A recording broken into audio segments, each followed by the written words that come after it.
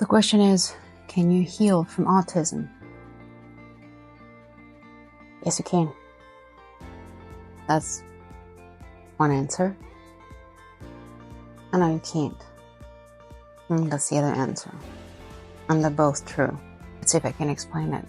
Just so you understand that living in the body that was ready to kill itself, and then in 30 days of eating meat, finding myself doing so much better, an improvement that is unheard of, an improvement that is unimaginable. I keep notes of everything here. Also a little date that I wrote in here, 28/7 Carnivore. Finally found it, and it's literally the day I started doing that, I realized somehow I had an instinct inside of me that told me it was correct. I have been carnivore since July 28th, 2023. That makes 216 something. I'm autistic. I'm a psychologist, ex-psychologist, and lots of other things. But most of all, I'm a person that was very sick. I was mentally very sick. I was suffering a lot. And physically, I was very, very sick. Both my mental and my physical health have improved tremendously since I started the carnivore diet. It's not been all roses. Absolutely not. It's been a really hard road to get where I am at. But I think that was the only road possible for me. And this has become more than just a diet. It has become a path and a journey that I never would have expected. Mainly because as an autistic person, not only I thought I would be autistic my whole life. Not only did I think that, but I thought that as many autistic people and my almost 50 years old, I would probably end up killing myself or dying a horrendous death because of all the illnesses I was experiencing. So if you want to come and follow me in a journey of absolutely incredible healing, well then watch till the end, because I'm going to open myself and tell you pretty much everything I know about myself and my journey and how it's developing and how I'm moving on. It took me a while to get to this point where I feel comfortable opening. And the interesting thing, it's not because of neurotypical people. It's not because I think that neurotypicals will tell me that what I'm saying it's impossible. And I actually really do not care much about that. It's because of the autistic community. Because I've been immersed in the autistic community for quite a few years now on social media, on TikTok, and other places where people share their experiences, mainly trying to find a way to feel better, not feel so desperate.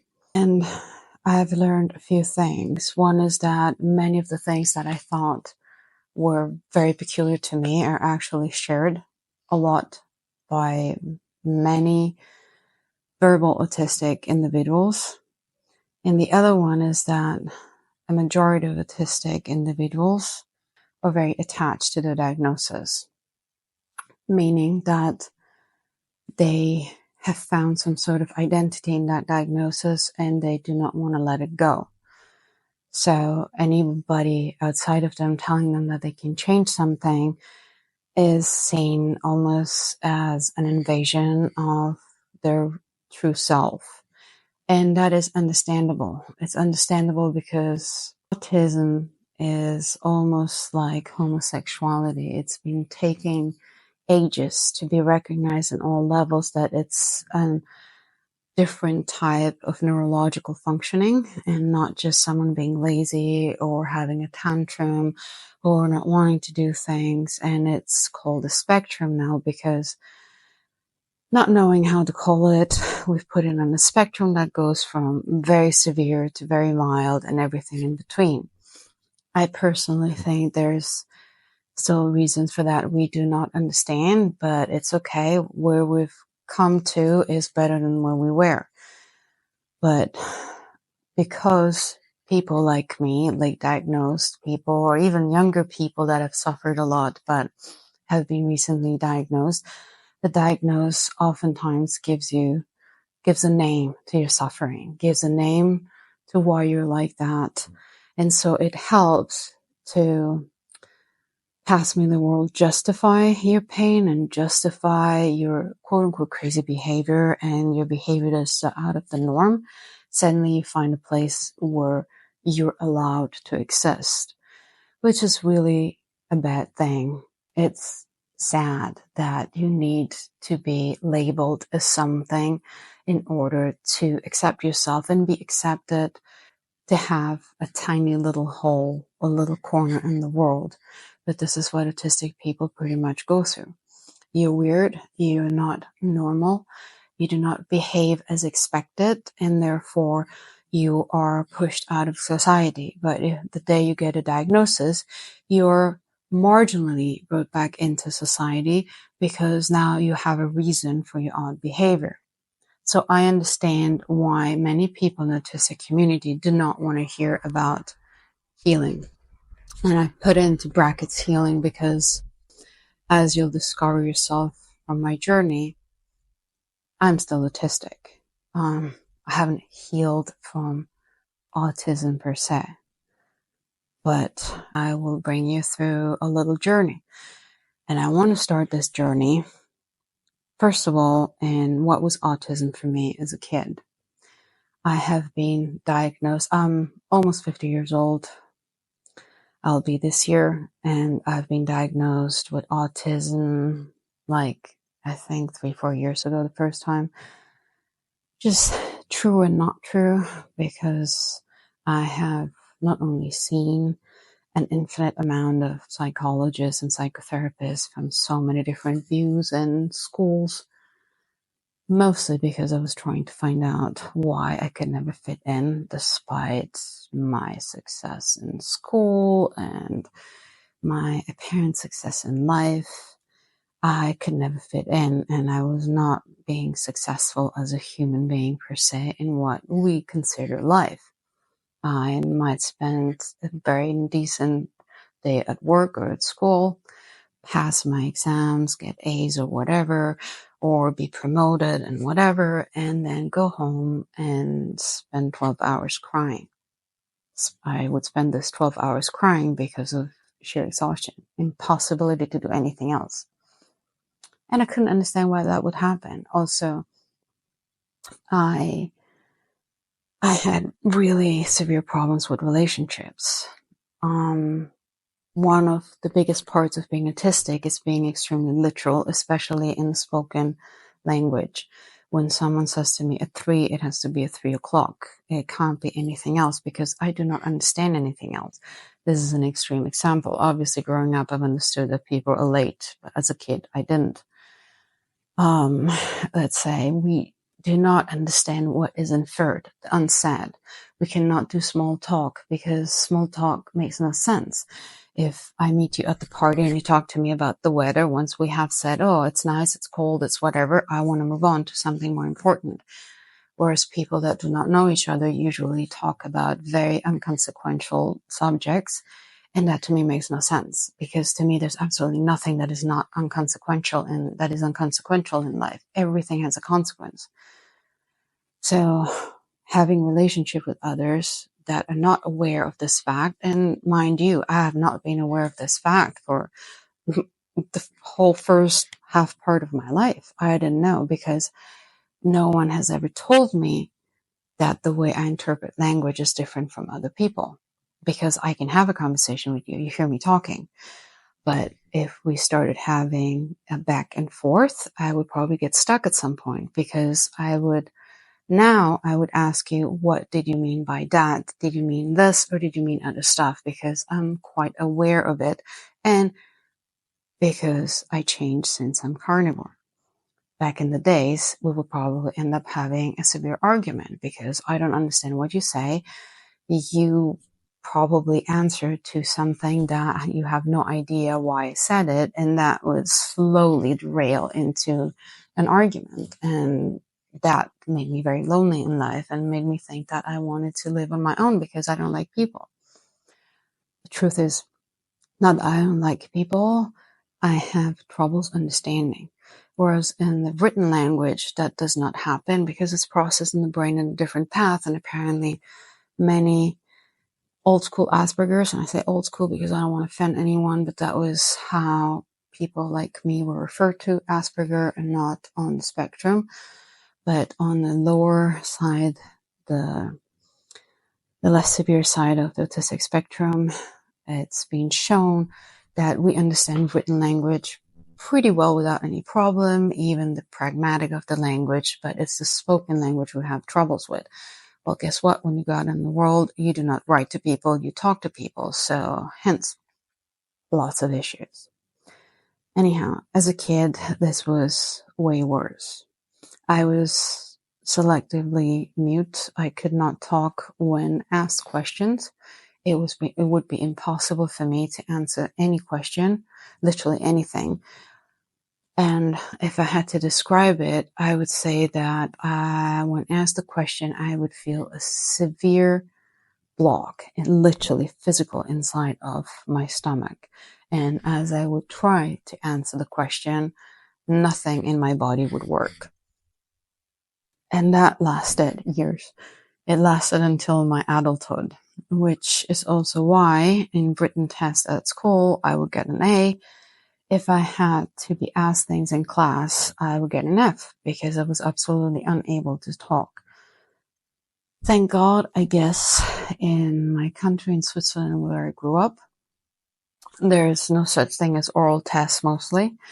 Eventually, teachers ask questions during the school year, but you never have to expose something orally. So I had no problems passing my class and moving on. And other things that happened to me as a child was I could not relate to reality as other people. To me, the world was extremely 3D, even internal. The things that I see outside were almost flat compared to the things that I always saw inside of me, inside of my head. When people talk, I see images of what they say. I see movies. If you say that you were riding a horse, I see your horse. I see you riding. I make up an environment, and at times I make up 4 or 5 environments because you have not specified whether you were in the desert, in the forest, on the lake. So I prepare many options. And all of this is happening as you speak. So a lot of things happen inside of my brain and I can't stop it. There's another thing. I used to suffer from something that psychology has not yet really been able to describe for me. I have had lots of episodes of stretched times, which means that I would have moments where I lived in slow motion and literally all of reality appeared as slow motion. Inside of my brain, everything was going extremely fast. I had thought after thought after thought, but outside in the world, I would see people moving in slow motion. I believe it had something to do with the pruning and the reconnection that happens as you hit puberty. There's a lot of changes that happen in the brain at that time in life, and probably because of my autism, that mechanism didn't work properly, and that created a lot of stress and problems to me. I could not sleep. I was terrified. I literally lived terrified because I never knew whether I would experience life in the slow motion or because then I had the opposite, an extremely fast motion, which in the end also brought me to interact less. I almost literally stopped talking to anyone, even when not asked question. And I wanted to only engage in activities that were extremely focused and, as typical for autism, repetitive, because that slowed down the world. It made my world be predictive. If I always played with Playmobil, which is what I used to do, or Legos, build something, I knew what I was doing. There was no one around me. I could play alone. It would give me as much joy, I guess, as I could in that moment, and I would not feel scared. Now, maybe if you have autistic children that engage in what you might define as not fun playtime, maybe give them some space, because that could be the best thing they can do in that moment. Obviously, I had no terms to describe it. I didn't even know it was weird. I never had an interactive family. I come from a very traumatic family where people were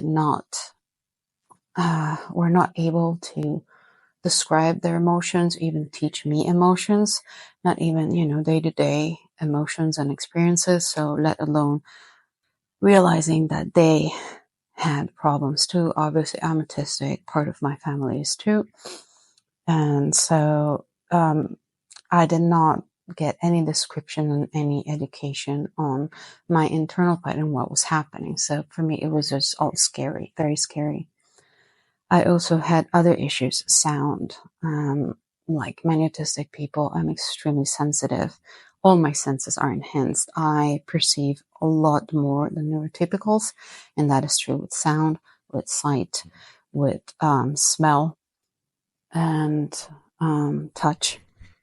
I'm one of those that can be hugged on in certain moments. When I was okay with hugging, it was okay. When I was not okay, please stay away, because otherwise I can literally hit you, because the hug makes me feel suffocated, like I can't breathe, and it hurts. But this obviously is another thing that society does not accept. So I try to blend it as much as possible and paid consequences later.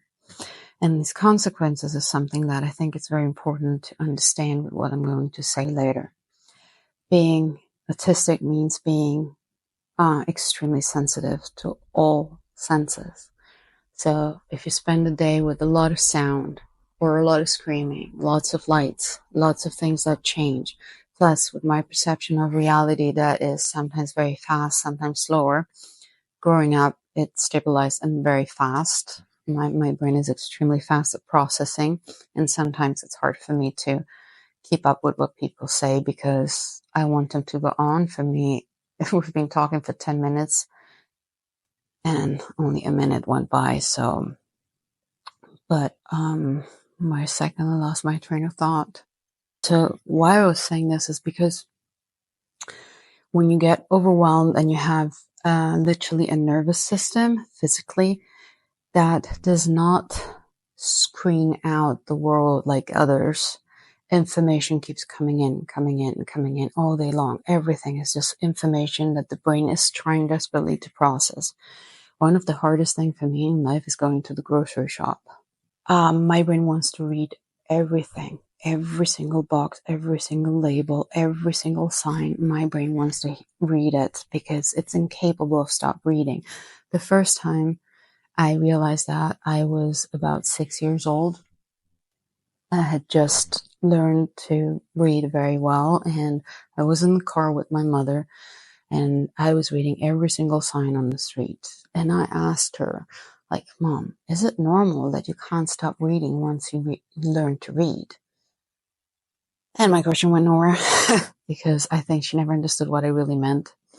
And she said, well, no, of course. I mean, why would you have to read everything? Well, I can't. If there's something written somewhere, I will read it. I have never found a stop for that. Anything, anywhere, I read it. I will read it, and I will not stop reading it. And it's not like if I read it once, I'll be okay. If I have, let's say I'm on a waiting room and there's, signs and stuff everywhere, I will read them to death until the last second I'm in there. That's a lot of information, and that information builds up.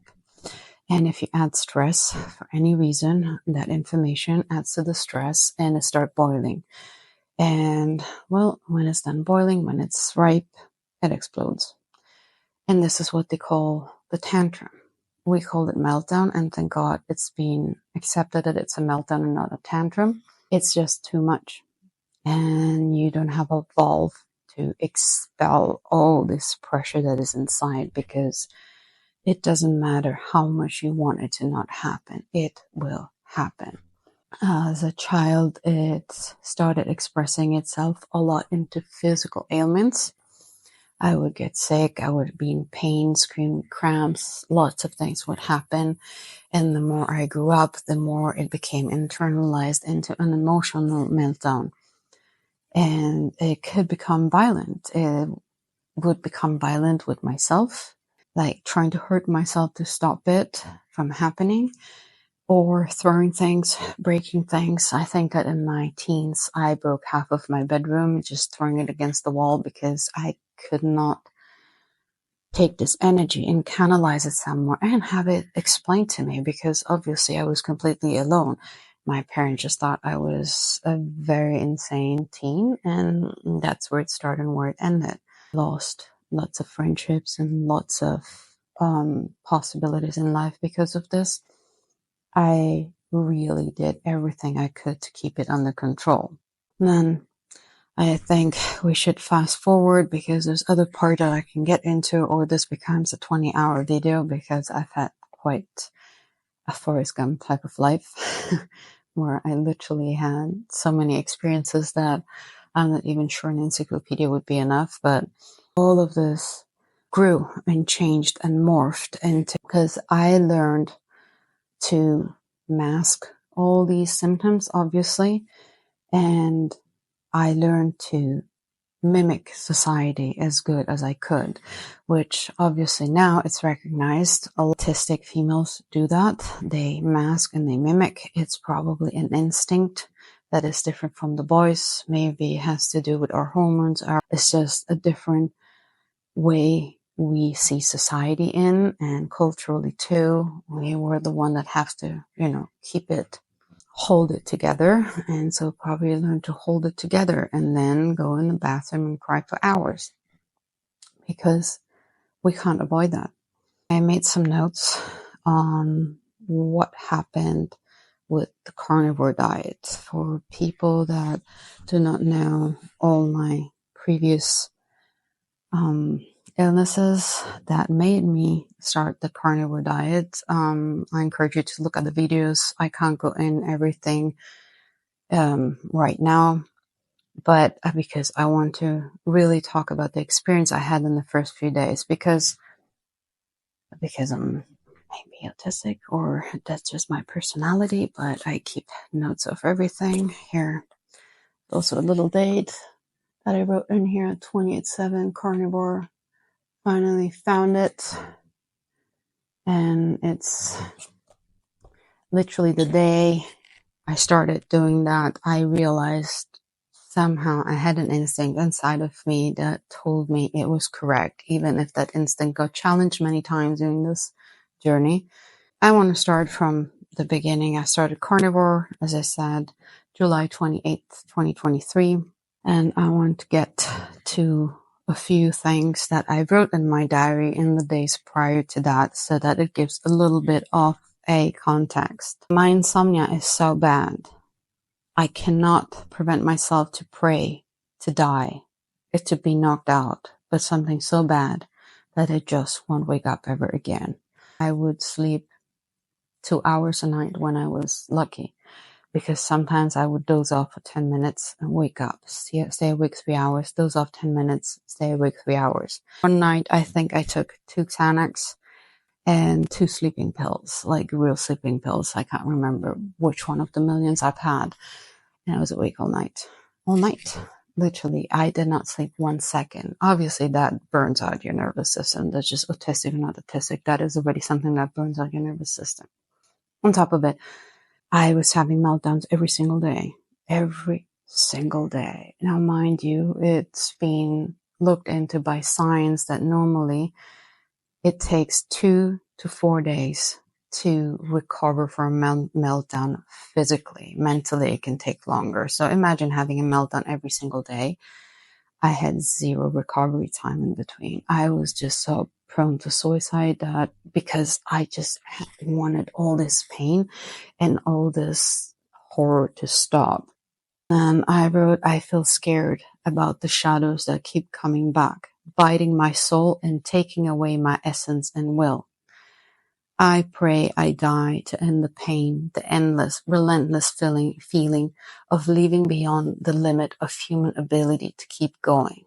And this is referred to my meltdowns, because having a meltdown is something that's almost like being possessed. I mean, I understand why in the old days, if anyone ever had a meltdown in those days, they refer to it as being possessed. Because first of all, you get a strength that I don't know where I get it from, seriously.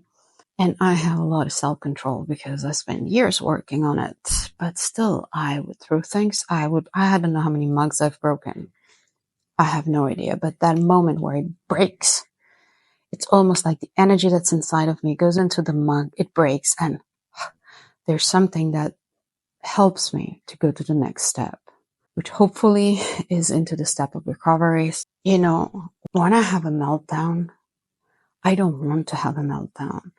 I feel it building, and oftentimes I say to people, stop talking, please stop doing what you're doing. I'm about to have a meltdown. It hurts me. I can't deal with it anymore. I cannot regulate myself. I feel like I'm losing grip on my own self. But I'm literal, and the person I'm with often is not.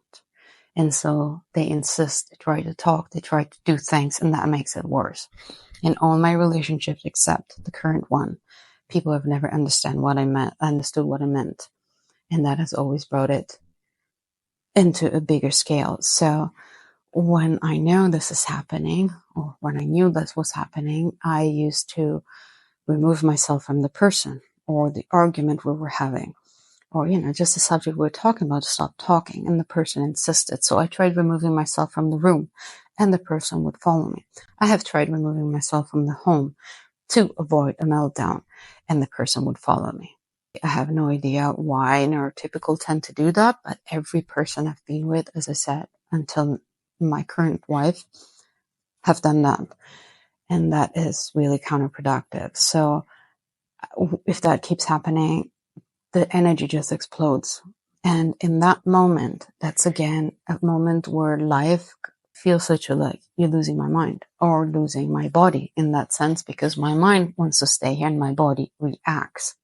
Takes a slow motion effect where I see myself exploding. I am telling myself to stop. I am telling my arms to not do what my body is about to do. I am having this whole conversation inside, telling myself all the reason why this should not happen, cannot happen, must not happen, and it's happening. And I think it's just a nervous reaction because the neurons cannot deal with turning off or regulating its energy, and so they explode through the rest of the body. But that's just my idea.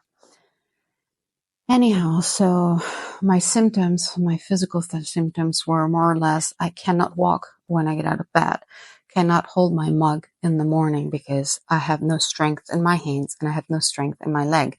Literally, the getting out and walking, I couldn't do it. I had to get up and slowly get on my 2 feet and then get slowly to move one leg after the other. And I thought I had MS too on top of everything else because of that, which turned out I didn't. Thank God I had one thing less, but that was pretty creepy. I had a arterial toss, which is a thoracic outlet syndrome, where my artery is clogged by the first rib. Still waiting for surgery. Not sure if it'll happen, but that was going on there really bad with less sensitivity in my hand. I had the electromyography last week. My nerve in the hand is working again. So that must be getting slightly better because my nerve is healing. Anyhow, I had fibromyalgia really bad, IBS, depression, anxiety, candida, insomnia, and of course, all the autism symptoms. Another thing I wrote is, I lie awake dreaming of the new day never to come, of darkness and endless nothing, of sleeping forever. And this was the day prior to Carnivore. So now I'll start reading the few every day. When I wrote, I don't write every single day, but just when there's something that is different. So day 2, I feel like I want to do something. Now, mind you, this comes 2 days after I said, I just wish the day will never come. So that makes it 3 days after I wrote that. and 2 days into carnivore. I feel like I want to do something. Day 3. First 2-hour long afternoon nap. I almost feel like I can't think. I hadn't had a nap in probably 4 or 5 years. Despite my not sleeping during the night, obviously, I could not sleep during the day either. So if you were thinking that I was having lots of naps during the day, no, most of the time, I was working like a normal job. So day 5, fibromyalgia pains are getting better. Quite unbelievable. My toss is hurting more. Day 7, I discovered oxalate and now it all makes a lot of sense. Severe night of panic. The first since carnivore. Quite bad. So here I had my first panic attack at night, and it was the first one in 7 days. And that too is tremendous because I used to have panic attacks every single night. And that was a pattern with me. I had panic attacks either in the evening or at night. I would wake up literally in the middle of a panic attack. So even too late to take anything because by that time I just had to write it out. Of course, not sleeping. I had them awake, but they would happen at night. And I discovered oxalates. And that is another rabbit hole I went down in. And I started making a few videos, I think, about the connection between oxalates and autism and how the toxicity of oxalates are connected to the inability of people with autism to detox their body. So it's not that oxalate make you autistic or God knows what vaccines make you autistic or this or that makes you autistic. The problem is that when you're autistic, and part of the 98% of autistic individuals that have the MTHFR mutation, and the SUT mutation, and there's a lot of mutation that are linked to our chelation process and our detoxification pathways. And if they don't work well and you put something in your body that is not good for you, whereas a normal person can detoxify those chemicals or those irritants or whatever those are, an autistic person can't, or can do it very slowly and it's hard. So oxalates have shown to be really, really hard on any autistic individual because of this detox path problem. They stay in the body way more. Day 8, I feel more real, 3-dimensional, more concrete. But I realize I can't grow meat. How do I support my family? So in only 8 days, I started feeling like I existed again. I was not just pain. I was not just suffering. I actually had 3-dimensionality to me. I was becoming concrete.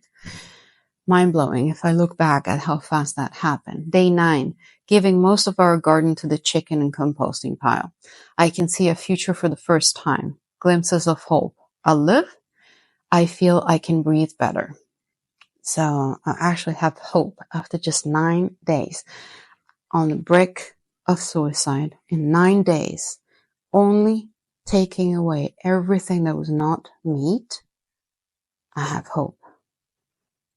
If you take antidepressant, it takes 3 weeks to start getting some feeling of like, maybe I don't want to die unless you're like me and have severe side effects and you want to kill yourself. Because I can't take any antidepressant because they have severe side effects on me. Okay. Day 10. I'm in shock. I feel 20 years younger. Fibromyalgia pains are gone.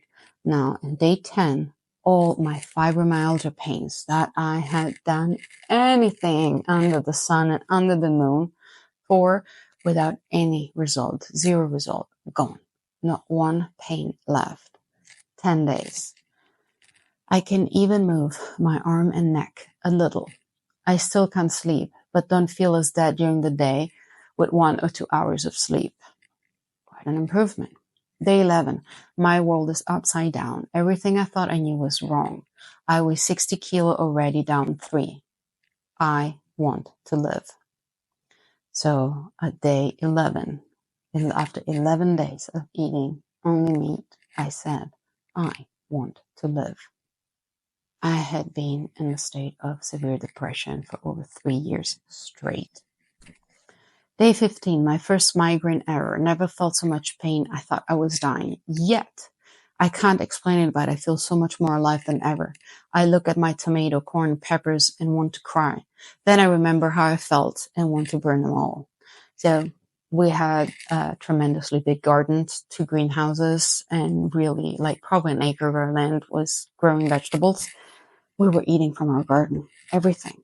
And all the amendments came from our chicken scrap and our chickens. We were eating eggs from our chickens. So we were eating the healthiest diet ever.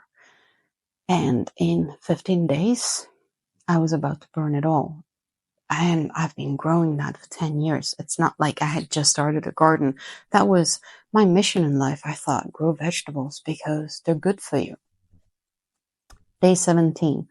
Still having coughing and my glass of wine, but my goodness, even when I feel not so good, I feel good. How is that possible? I was pretty conflicted. As I told you, I had the feeling in my gut that that was good, despite all the doubts I had because I thought I was nuts eating only meat. I started eating only meat out of complete despair because I had tried everything else, everything that society offers you except that. And even so, even with this feeling of I am healing, I had doubts. I had tons of doubts. Every day I had doubts. I thought like, what's going to happen with this? Day 19, I'm almost sleeping. Not through the night, but I do fall asleep many times after waking up. Wow, it feels just so good. I even feel like I get some real rest. Incredible. I was still pretty upset about that because I heard that people going carnivore sleep like babies after a few days. And after 19 days, I was still not sleeping, but I guess it's all perspective. Day 20, blood work result from last week. Ferritin is super high, inverted leukocyte formula, and usual megaloblastic anemia. I'm stopping dairy for a while to help my intestines to heal. IBS is almost gone.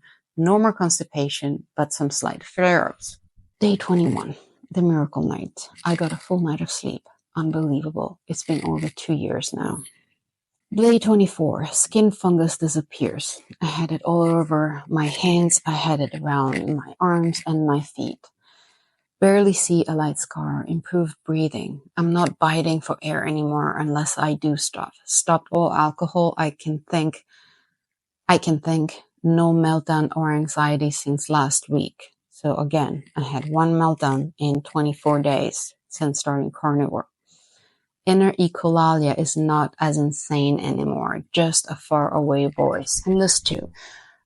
One of the reasons my first year's university learning psychology, I wasn't sure whether I was autistic because I thought I do not suffer from echolalia. I never had. No one tells you there's an internal echolalia, which I have a lot. Which means echolalia, it means that you repeat the last thing you hear.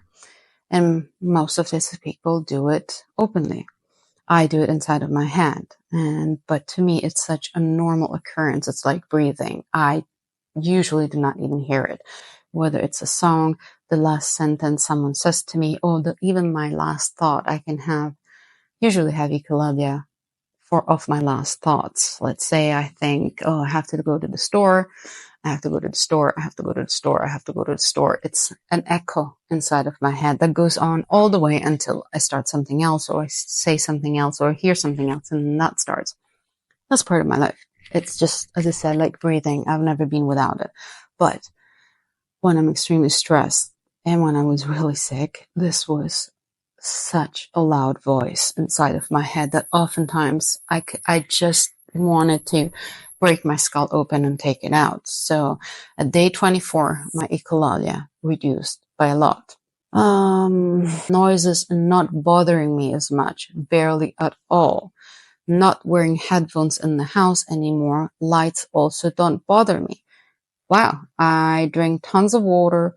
Death feeling is further and further away, becoming a long-time stranger. Pains come and go, but mostly go. My spine, my neck, and shoulders, which is one of the things I'm still struggling, probably because of the myelofibroma that I have, that cancer that I have in my spine. Day 25. My eyelids are not falling anymore. That was a fun thing that I thought. I had these falling eyelids and they're gone. I see tomorrow and I want to be there. So the thought of death is further and further away, and I even see tomorrow and I want to be there. I feel less autistic. Can it be? I even ask for more information when I stumble upon language. I don't panic for leaving the house. I express my feelings. Not everything hurts my senses anymore. The world is suddenly so silent. And this is on day 25 on Carnivore. After only 3 weeks, my world has become silent. And even with this echolalia, I feel like I have it tomorrow. I feel like what was going on with me is now moving further away from me. Like I'm healing. And yes, I'm wondering what is autism if changing what I put inside of my body is changing everything I perceive with my senses and the way I process it. Day 27, I have oxalates coming out of my ears and eyes. This is so creepy. What the fuck? So when I was reading Sally Norton's book, which talks about toxic superfoods and the oxalates that are contained in it and all the horrible things they do to you, I'll probably leave a description in the comments, and I'll probably leave a link in the description, sorry. She describes people oozing oxalates from their skin, their ears, their eyes, their pee, and I'm like, come on, that's the usual American exaggeration, because, you know, I was born and raised in Europe, then I moved to the United States, lived there for 10 years as such, and Americans have a way of making things big. It's the big country. It's an amazing country. It's a wonderful country, but everything has a tendency to be big and to be expressed in a slight exaggerated way. It's their charm and their sin. So I thought that it was exaggerated. And it wasn't. It wasn't. I felt some discomfort. I did this and I had so many crystals come out of my ears. So many. And it was insane because I had just had a shower and I had cleaned my ears a few hours before that. So I know it was not because I was outside. I wasn't at the beach. I didn't play with the dogs. I hadn't done anything. And the weirdest thing is that happened for a whole week, every day, almost at the same time. I'm still having oxalate coming out of my eyes every single day since. That has never changed. So, another crazy headache, worse than the last one. Tons of oxalate came out of my ears and my neck. It feels like Rice Krispies. My kidneys hurt.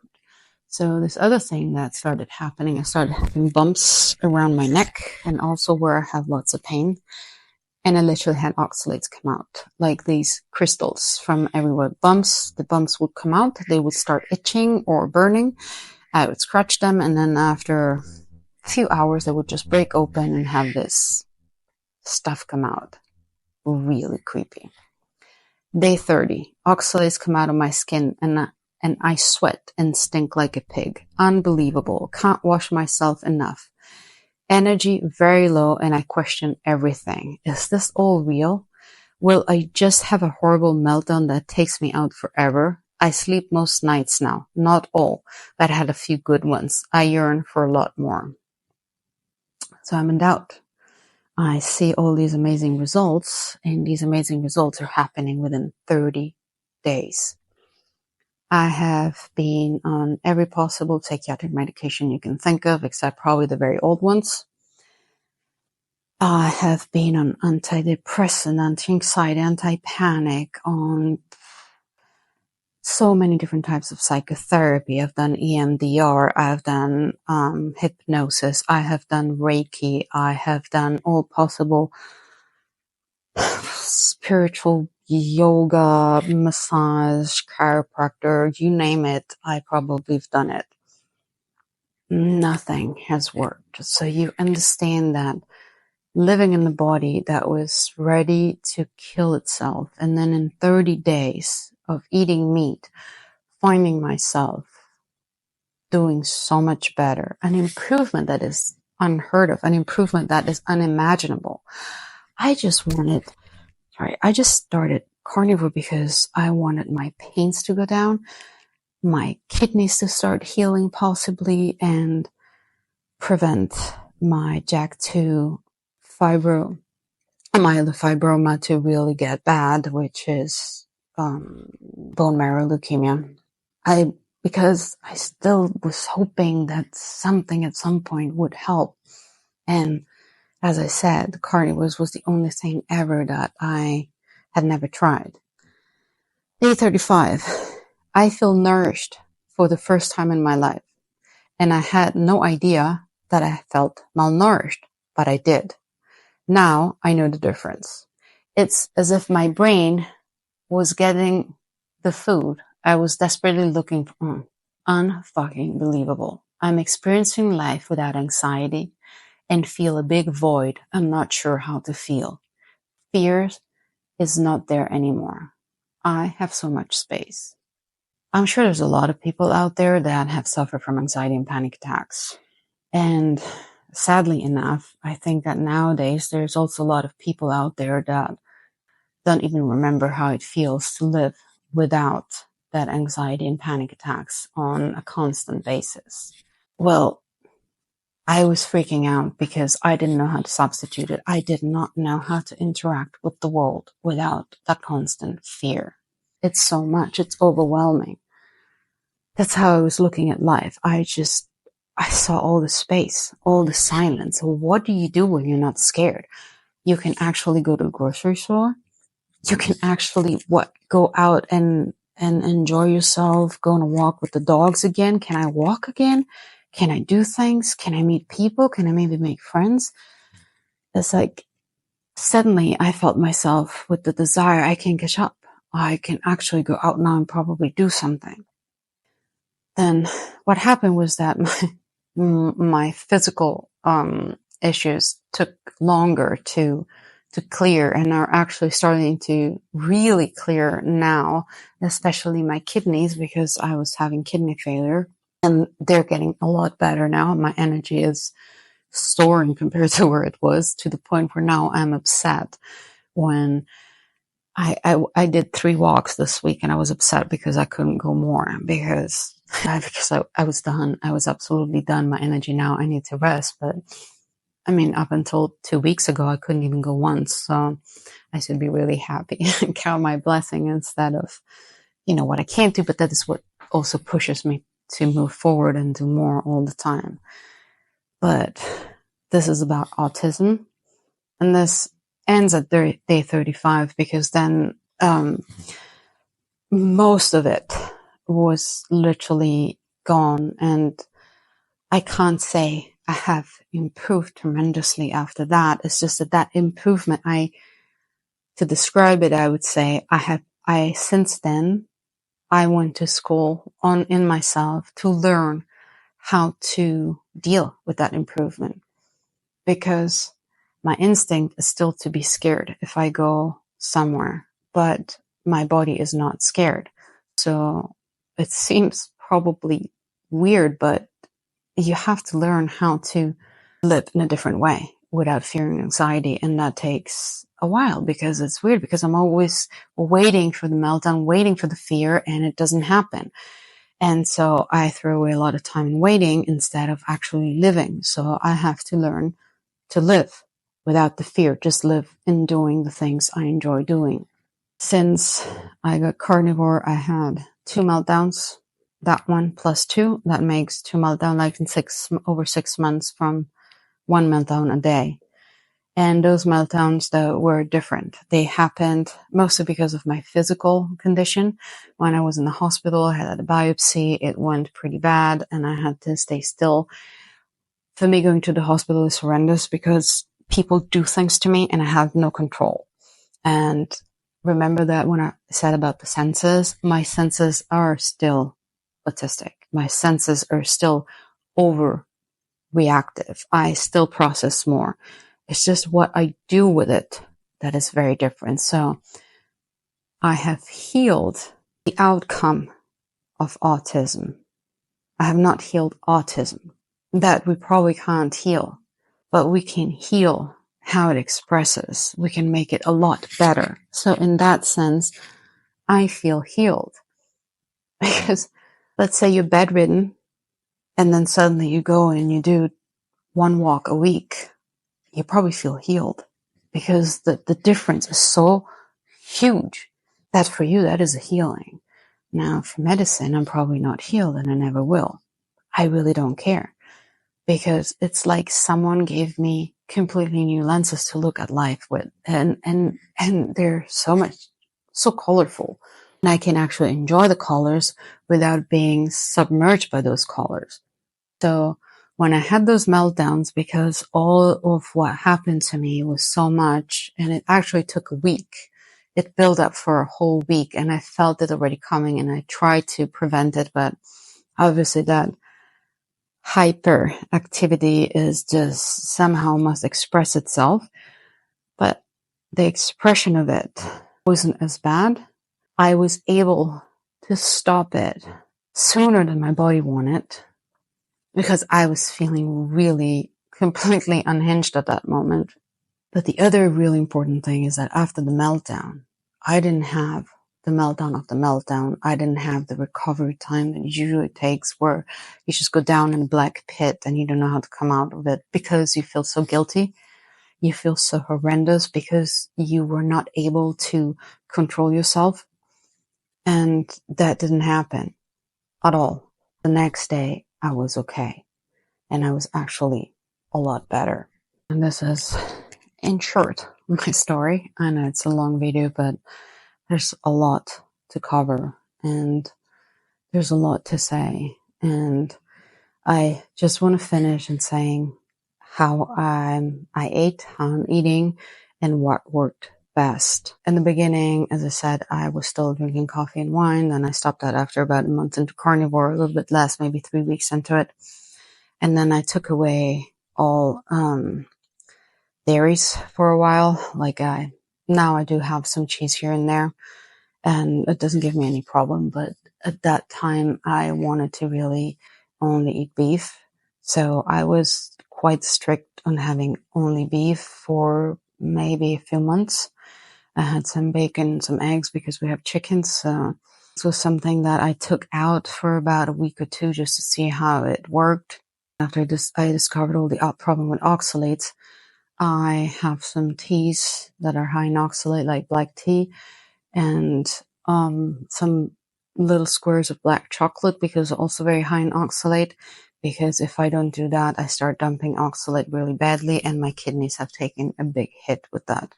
So I try to keep that in balance so that I do get rid of the oxalates, the excessive ones, but not as fast, because I don't want to risk my health too much. And besides that, I just drink lots of water, and I do have some cream, butter and cream. That's pretty much what I eat. Now I found a source of game. And there's someone that sends us some game that's frozen, and that I think will make it even better, because even after a few weeks of eating some game, adding some real game in it, I feel that my energy is getting a lot better. I supplement fat with tallow. We use a lot of tallow in our cooking because I dislike the taste of the fat that's on the steaks. I really can't swallow it despite everything I tried. I can eat the fat of lamb chops or lamb. That's a fat that I can eat. So I make sure that I have enough proteins. Sometimes when I'm not feeling too well because I have oxalate dumping or something, that I'm still having ups and downs with that. I dislike red meat, but I also know that if I do eat it, then my healing happens a lot faster. There's no doubt with that.